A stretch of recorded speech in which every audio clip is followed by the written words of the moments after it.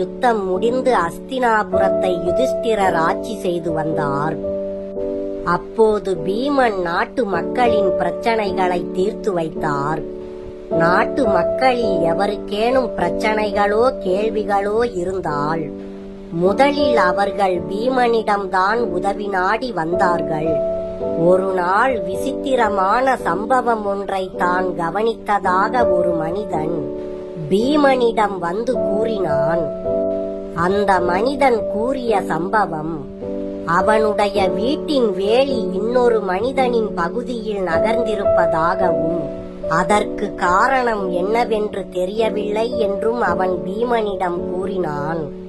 சாதாரணமாக அரக்கர்களின் தொல்லைகளால் அவதிப்பட்ட மக்களை காப்பாற்றுவது பீமனுக்கு அவனது வலிமையினால் சாதாரணமானதாக இருந்தது. ஆனால் இந்த புதிய விஷயம் சிக்கலாக இருப்பதினால் பீமன் அந்த மனிதனை நீ யுதிஷ்டிரரிடம் செல் என்று கூறினார். அதே தினத்தில் இன்னொரு மனிதன் வந்து தன்னுடைய பிரச்சனையை பீமனிடம் கூறினான். அவன் கூறிய பிரச்சனை இதுதான். ஒரு பெரிய பானை நிறைய தண்ணீர் இருந்தது. அந்த தண்ணீரை 4 சிறிய பானைகளில் நிரப்பினால் அவைகள் நிரம்புகிறது. ஆனால் மீண்டும் அந்த 4 சிறிய பானை தண்ணீரை பெரிய பானைக்குள் நிரப்பினோம். ஆனால் அது பெரிய பானையில் பாதி அளவு தண்ணீர் மட்டுமே இருந்தது. பெரிய பானை நிரம்பவில்லை. இவ்வாறு அந்த மனிதன் கூறிய பிரச்சனைக்கு பதில் ஒன்றுமே தெரியாமல் தவித்த பீமன் அந்த மனிதனையும் யுதிஷ்டிரரிடம் சென்று கேட்குமாறு கூறினார். அன்று 3ஆவதாக ஒரு மனிதன் மற்றொரு விசித்திரமான சம்பவத்துடன் பீமனிடம் வந்தான். ஒரு யானையின் பெரிய உடம்பு ஊசியின் சிறிய துளை வழியாக செல்கிறது. ஆனால் ஆச்சரியப்படும் வகையில் அந்த யானையின் வால் மட்டும் அந்த ஊசியின் துளையில் சிக்கிக்கொண்டு விட்டது என்று அந்த மனிதன் பீமனிடம் புகார் கூறினான். பீமன் மறுபடியும் அந்த மனிதனையும் யுதிஷ்டிரரிடம் அனுப்பி வைத்தார். பின் 4ஆவதாக ஒரு மனிதன் பீமனிடம் வந்தான். அவன் பீமனிடம் வந்து தெருவில் தான் ஒரு பெரிய பாறையை பார்த்ததாக அவன் கூறினான். ஆனால் அந்த பாறையை வலிமையுள்ள பல மனிதர்களால் கூட நகர்த்த முடியவில்லை. ஆனால் ஒரு சாது கோல் ஒன்றை அசைத்து அந்த பாறையை நகர்த்தினார். இது எப்படி என்று அவன் அதற்கான காரணத்தை பீமனிடம் கேட்டான். ஆனால் இந்த மனிதனையும் யுதிஷ்டிரரிடம் அனுப்பி வைத்தார் பீமன். இப்போது இந்த 4 பிரச்சனைகளுக்கும் விடை தெரிந்து கொள்ள பீமனுக்கும் ஆர்வம் வந்தது.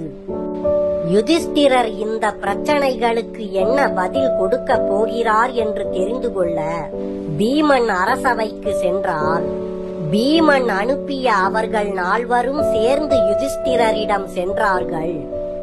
அவரிடம் அவர்கள் தங்கள் சந்தேகங்களை பற்றி விசாரித்தனர். அதற்கு யுதிஷ்டிரர் அந்த 4 பேரிடமும் இந்த சம்பவங்கள் அனைத்தும் வரப்போகின்ற கலியுகத்தை குறிப்பிடுகின்றன என்று கூறி அவர்களுடைய சந்தேகங்களை கீழ்க்கண்டவாறு விளக்கினார். ஒருவனின் வேலி மற்றொருவனின் பகுதியில் நகர்ந்த முதலாவது சம்பவத்தில் மற்றவர்களின் உடைமைகளின் மீது மனிதர்கள் ஆசைப்படுவதை குறிக்கின்றது. மனவேதனைகள் மற்றும் கோபம் போன்ற உணர்வுகளுக்கு அது வழிவகுக்கிறது. மற்றவர்களைப் போல நம்மிடம் இல்லையே என்ற எண்ணங்கள் இருப்பதனால் அதை அடைவதற்கு தகாத வழிகளை மனிதர்கள் தேர்ந்தெடுப்பார்கள்.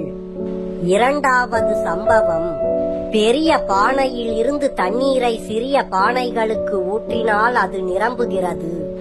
ஆனால் மீண்டும் சிறிய பானைகளில் இருக்கும் தண்ணீரை பெரிய பானையில் ஊற்றும் போது பாதி அளவு தண்ணீர் மட்டுமே அதில் இருக்கும். இந்த சம்பவத்தில் தாயானவள் தனது குழந்தைகளுக்கு செலுத்தும் அன்பு கருணையை ஒப்பிடும்போது அந்த குழந்தைகள் பெரியவர்கள் ஆனதும் அவர்கள் 4வரும் தாயிடம் காட்டும் அன்பு தாய் காட்டும் அன்பிற்கு நிகரானதாக இல்லை. கலியுகத்தில் தாய் கொடுக்கும் அன்பு குழந்தைகளை நிரப்புகிறது. ஆனால் குழந்தைகள் காட்டும் அன்பு தாயின் அன்புக்கு நிகரானதாக இல்லை. மூன்றாவது சம்பவம். ஒரு யானையின் பெரிய உடம்பு ஊசியின் சிறிய துளை வழியாக செல்கிறது. ஆனால் ஆச்சரியப்படும் வகையில் அந்த யானையின் வால் ஊசியின் துளையில் சிக்கிக்கொண்டு விடுகிறது. இந்த மூன்றாவது சம்பவத்தில் மனிதர்கள் தங்களின் வருமானம், வலிமை, வளம் போன்றவற்றை குடும்பம், நண்பர்கள் மற்றும் தனிப்பட்ட விருப்பங்களுக்காக யானையின் உடம்பின் அளவிற்கு செலவழிக்க தயாராக இருக்கின்றார்கள்.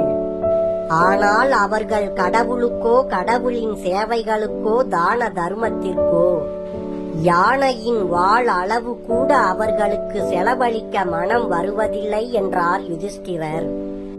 ஒரு பெரிய பாறையை வலிமை மிகுந்த மனிதர்களால் நகர்த்த முடியாத நிலைமையில் ஒரு சாது தன் கோலால் சுலபமாக நகர்த்திவிட்டார்.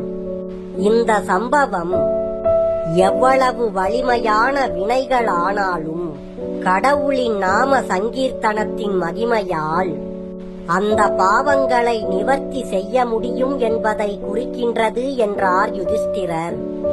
யுதிஷ்டிரரின் இந்த பதிலை கேட்ட அந்த 4 மனிதர்களும் பீமனும் திருப்தியுடன் திரும்பினார்கள்.